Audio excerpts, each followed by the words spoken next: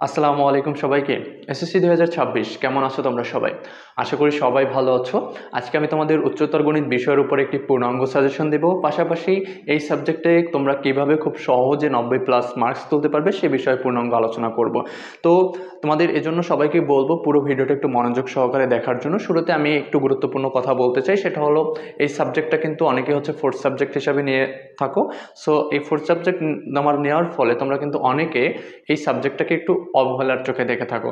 তো আমি যেটা বলতে চাচ্ছিলাম সেটা হলো এই সাবজেক্টটাকে অবহেলার চোখে দেখার মতো কোনো ওয়ে নাই, কারণ তোমাদের হচ্ছে এই সাবজেক্টে তোমরা যদি এ প্লাসটা ধরে রাখতে পারো, কোনো কারণে হচ্ছে অন্য সাবজেক্টে যদি এ প্লাস মিস হয় তাহলে কিন্তু এই পয়েন্টটা তখন হচ্ছে ওই সাবজেক্টের পয়েন্টের সাথে যোগ হবে এবং দেখা যাবে ওভারঅল তোমার হচ্ছে মূল রেজাল্ট এ প্লাসটা যে ধরে রাখার বিষয় বা হচ্ছে মূল রেজাল্টে তোমার হচ্ছে ভালো রেজাল্টটাকে এগিয়ে রাখার বিষয়, সেখানে তুমি কিন্তু অনেক দূর এগিয়ে থাকবে।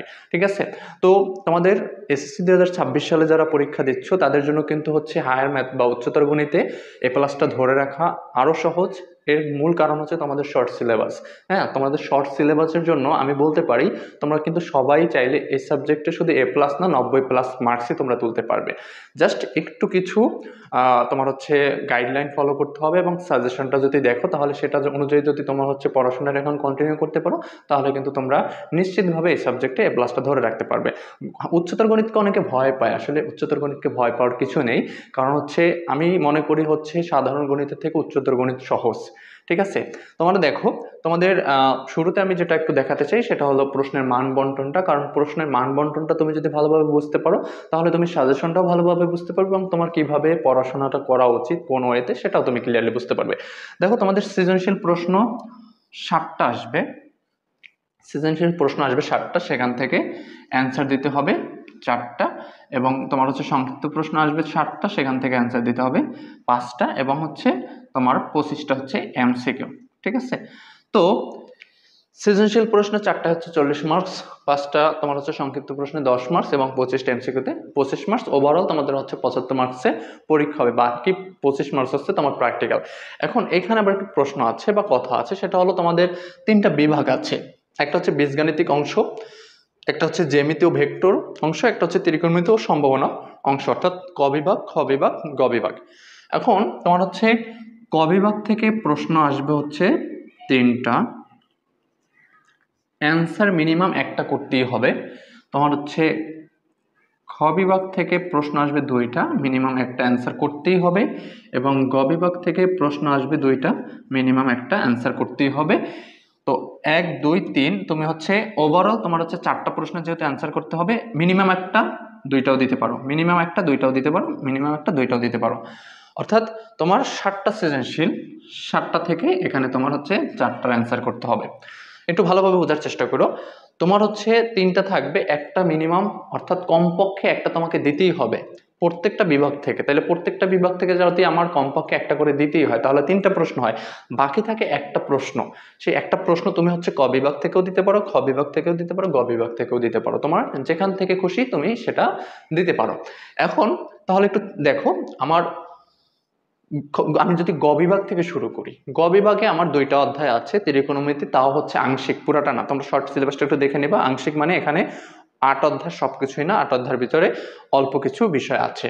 হ্যাঁ, তারপর হচ্ছে 14 অধ্যায় সম্ভাবনা। তো সম্ভাবনার অঙ্ক খুবই সহজ, ত্রিকোণমিতিও মোটামুটি সহজ আছে যারা ভালো পারো।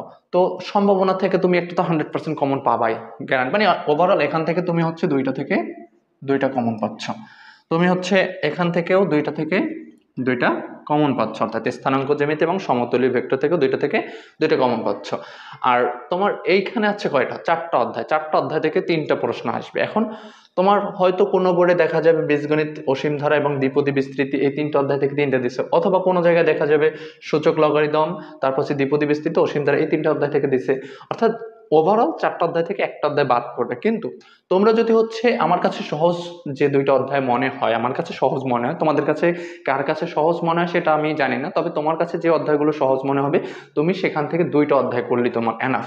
তুমি মনে করো হচ্ছে আমার কাছে সহজ মনে হচ্ছে 7 এবং হচ্ছে 10 অধ্যায় যে দুইটা আছে, অসীম ধারা সবার কাছে সহজ, ধারার অঙ্কগুলো সবাই মোটামুটি ভালো পারো, দ্বিপদী বিস্তৃতি খুবই সহজ, জাস্ট নিয়মটুকু বুঝতে পারলি।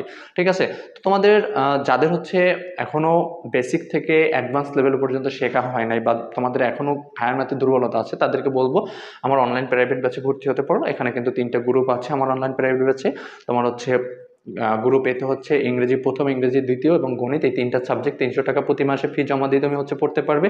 গ্রুপ বিতে হচ্ছে বাংলা প্রথম, বাংলা দ্বিতীয় পত্র এবং হচ্ছে তোমার আইসিটি, এই 3টা সাবজেক্ট প্রতি মাসে 300 টাকা ফি জমা দিয়ে পড়তে পারবে। এবং গ্রুপ সিতে হচ্ছে পদার্থ, রসায়ন, জীববিজ্ঞান এবং হচ্ছে উচ্চতর গণিত, এই 4টা সাবজেক্ট প্রতি মাসে 400 টাকা ফি জমা দিয়ে তুমি পড়তে পারবে। তো যারা যারা ভর্তি হতে চাচ্ছ তারা হচ্ছে 017093986 এই নাম্বারে আমার হোয়াটসঅ্যাপ খোলা আছে।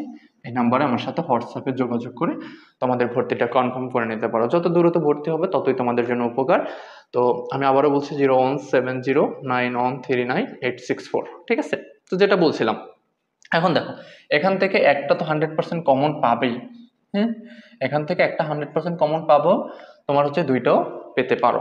তাহলে দেখো তুমি যদি হচ্ছে এখান থেকে একটা দাও, এখান থেকে একটা দাও এবং এখান থেকে একটা দাও, 3টা কিন্তু অলরেডি তোমার হয়ে যাচ্ছে। এখন দরকার আর একটা তোমার হচ্ছে, এখন তুমি আর একটা কোথা থেকে দিবা। তোমার কাছে যদি মনে করো হচ্ছে জ্যামিতির পার্টটা সহজ মনে হয় তাহলে তুমি টার্গেট নেবে এখান থেকেই 2টা সৃজনশীল কমন আনার, এবং তোমার কাছে যদি হচ্ছে ত্রিকোণমিতি এবং সম্ভাবনার অংশটা সহজ মনে হয় তাহলে তুমি টার্গেট নিবে এখান থেকে 2টা প্রশ্ন অ্যান্সার করা। কিন্তু বীজগণিত থেকে তুমি একটাই রাখো, কারণ বীজগণিত থেকে যদি তুমি 2টা প্রশ্নের টার্গেট নাও তাহলে তোমার হচ্ছে অনেকগুলো অধ্যায় করতে হচ্ছে।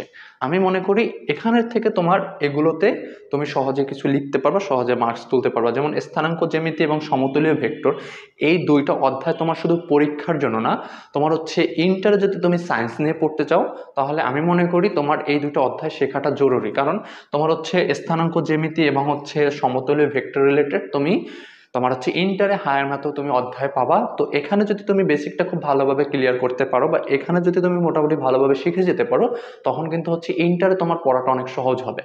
পাশাপাশি হচ্ছে তোমার ত্রিকোণমিতি সম্ভাবনা, তোমার হচ্ছে সম্ভাবনা কিন্তু ইন্টারও আছে, তারপর ত্রিকোণমিতি ইন্টারও দরকার হবে এবং ত্রিকোণমিতির সূত্রগুলো তোমার ইন্টারে লাগবেই। হ্যাঁ, তুমি ত্রিকোণমিতির সূত্র ছাড়া এক পাও আগাতে পারবে না। সো আমি বলবো তোমাদেরকে তোমার হচ্ছে জ্যামিতি এবং হচ্ছে ভেক্টরের যে পার্টটা আছে এবং হচ্ছে ত্রিকোণমিতি এবং সম্ভাবনার যে পার্টটা আছে এই দুটোকে খুব জোরালোভাবে শেখার জন্য, এবং এই 4টা অধ্যায়কে এমনভাবে প্রস্তুত করো এখান থেকে তুমি যেন 4টা অধ্যায়, মানে 2টা গ্রুপ থেকে তো তুমি সর্বোচ্চ 3টা দিতে পারবা, সর্বোচ্চ 4টা দিতে পারতেছো না। তো তোমার এই 4টা অধ্যায় থেকে যেন তুমি 3টা 100% সৃজনশীল দিতে পারো। পাশাপাশি হচ্ছে তোমরা 7 অধ্যায় এবং হচ্ছে 10 অধ্যায়, অর্থাৎ তোমার হচ্ছে অসীম ধারা এবং দ্বিপদী বিস্তৃতি, এই 2টা অধ্যায় করে রাখবা। এই 2টা অধ্যায় সহজ আছে এবং এখান থেকে তোমরা একটা প্রশ্ন কমন পাবা। তাহলে সৃজনশীলের জন্য কোন অধ্যায়গুলো পড়বা আমি কিন্তু ভালোভাবে তোমাদেরকে বোঝাতে পেরেছি আশা করি। আমি আবারও বলতেছি, গ এবং হচ্ছে তোমার খ বিভাগ অর্থাৎ ভেক্টর, জ্যামিতি ভেক্টর এবং হচ্ছে ত্রিকোণমিতির সম্ভাবনা, এই 2টা গ্রুপকে তুমি খুব বেশিভাবে প্রায়োরিটি দিয়ে পড়ো, কারণ তোমার ভবিষ্যতে এটা কাজে লাগবে, শুধু এই পরীক্ষা না তোমার ইন্টারও কাজে লাগবে। ঠিক আছে, এবং পাশাপাশি হচ্ছে তোমরা এই 2টা অধ্যায় করতে পারো। এবং এই 2টা অধ্যায় যদি কারো কাছে কঠিন মনে হয়, বলতে পারো যে ভাই আমার কাছে এই 2টা অধ্যায় কঠিন মনে হয়, তুমি অন্য 2টা অধ্যায় পড়ো, তুমি বীজগণিতিক রাশি, সূচক লগারিদম তুমি পড়তে পারো, কিন্তু তোমার মিনিমাম এখান থেকে 2টা অধ্যায় তোমরা পড়বা। ক্লিয়ার? তাহলে এটা হচ্ছে তোমাদের হচ্ছে আমার সৃজনশীলের জন্য সাজেশন। তো আমরা যদি সৃজনশীলের কথা বলি তাহলে কিন্তু আমাদের সৃজনশীল কমপ্লিট। এখন দেখো তোমার হচ্ছে সংক্ষিপ্ত প্রশ্ন, এই সংক্ষিপ্ত প্রশ্নগুলো হচ্ছে কি তোমার কিছু সূত্র আসতে পারে, কিছু সূত্রের ব্যাখ্যা আসতে পারে, কিছু সংজ্ঞা আসতে পারে, অথবা খ মার্কে যে আমার হচ্ছে তোমার হচ্ছে সরি খ মার্ক দিবে না, কারণ হচ্ছে ক মার্কই তোমাদের 2 মার্ক। সো এখানে প্রত্যেকটা প্রশ্নের জন্য যেহেতু 2 মার্কস বরাদ্দ, সো ক মার্কের টাইপের প্রশ্নগুলো তোমরা হচ্ছে যদি একটু কাভার করে ফেলো তাহলেই এনাফ। সেক্ষেত্রে তোমরা চেষ্টা করো তোমার হচ্ছে সবগুলো অধ্যায় পড়ার, কিন্তু তোমার হচ্ছে সংক্ষিপ্ত প্রশ্নের ক্ষেত্রে যদি এই দুইটা এবং এই 2টা তোমার হচ্ছে কাভার করো, সেখানে তোমরা হচ্ছে 5টা সংক্ষিপ্ত প্রশ্ন কমন পেয়ে যাবা। তবে সংক্ষিপ্ত প্রশ্ন যেহেতু আহামরি বড় কিছু বিষয় না, তোমরা চেষ্টা করবে সবগুলো অধ্যায়েরই সংক্ষিপ্ত প্রশ্ন পড়ে ফেলার, তাহলে হচ্ছে ইনশাল্লাহ এখানে আর কোনো ঝামেলা থাকবে না। এখন লাস্ট হলো এমসিকিউ। ঠিক আছে, এমসিকিউর বিষয়টা একটু চিন্তা করো।